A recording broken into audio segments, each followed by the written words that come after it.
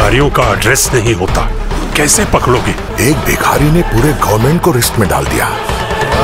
Hello বন্ধুরা, কি অবস্থা, কেমন আছেন সবাই? তো যাই ফাইনালি মুক্তি পেয়েছে আপকামিং ইন্ডিয়ান তেলুগু ল্যাঙ্গুয়েজের ক্রাইম ড্রামা ফিল্ম কুবেরা। বহুদিন পর ধনুষ আর নাগার্জুনকে একসাথে দেখতে পাওয়া যাচ্ছে। রিসেন্টলি সিনেমাটি আমি হিন্দি ভাষায় দেখেছি, তো চলুন দেখা যাক এমন কি আছে এই সিনেমার মধ্যে। In this movie main lead role in Dhanush role played by Deva and second lead role in Nagarjuna role played by Deepak. আরো রয়েছে Rashmika Mandanna role played by Samira and negative role played by Neeraj Mitra, CEO of global company. সিনেমার মধ্যে এই ক্যারেক্টারের পটেনশিয়াল অনেক বেশি। Anyways, সিনেমার স্টোরির কথা বললে এইখানে কিছু পলিটিশিয়ান তাদের পাওয়ারের জন্য বহুত সারে টাকা পয়সা লেনদেনের মাধ্যম হিসাবে ভিখারিকে টার্গেট করে, আর তাদের মধ্যে এমন একজন রয়েছে ধনুষ। ওই ভিখারিদেরকে ভালো খাবার ভালো পোশাকে দিয়ে একদম বিজনেসম্যান হিসাবে তৈরি করে। আর তার পিছনে রয়েছে এক সিবিআই অফিসার যে বিপদে পড়ে ওই পলিটিশিয়ানদের সাথে হাত মিলায়।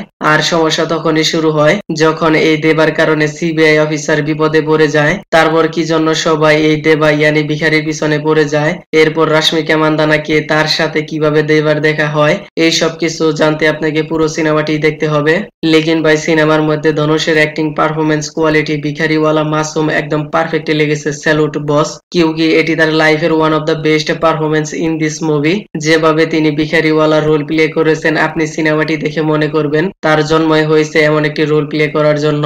তার মধ্যে ভিখারিওয়ালা রোল এমন ভাবে শুট হয়েছে, মোর দেন এক্সিলেন্টই লেগেছে। তার সাথে নাগার্জুন আর রাশ্মিকা মান্দানার অ্যাক্টিং পারফরমেন্স ঠিকঠাকই লেগেছে। সিনেমার ট্রেইলার যেভাবে প্রেজেন্টেশন করা হয়েছে অনেক কিছু হিডেন রেখেছে, যা দেখে আপনি শক হয়ে যাবেন। এত এত টাকা কোথা থেকে আসলো, তারপর রাশ্মিকার রোল কি, তার সাথে আরো অনেক কিছু রয়েছে যা সারপ্রাইজিং ভাবে স্ক্রিন প্লে করা হয়েছে। কিন্তু যেভাবে এইখানে কারোরও টাকা পয়সা না ভাই, কারোরও বলা হয়েছে, যা আনবিলিভেবল ফেক মনে হয়েছে। তাছাড়া বাকি সবকিছু সুন্দরভাবে প্রেজেন্টেশন করা হয়েছে। লেকিন প্রায় 3 ঘন্টার উপরের এই সিনেমাটি ফার্স্ট পার্ট আপনাকে লং লেন্থ ফিল করাবে।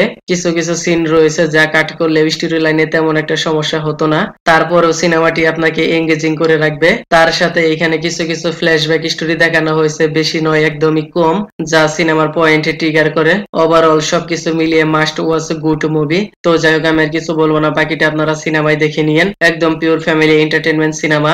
ওকে দেন, ভিডিওটি কেমন লেগেছে আপনার ধন্যবাদ, দেখা হবে পরের ভিডিওতে।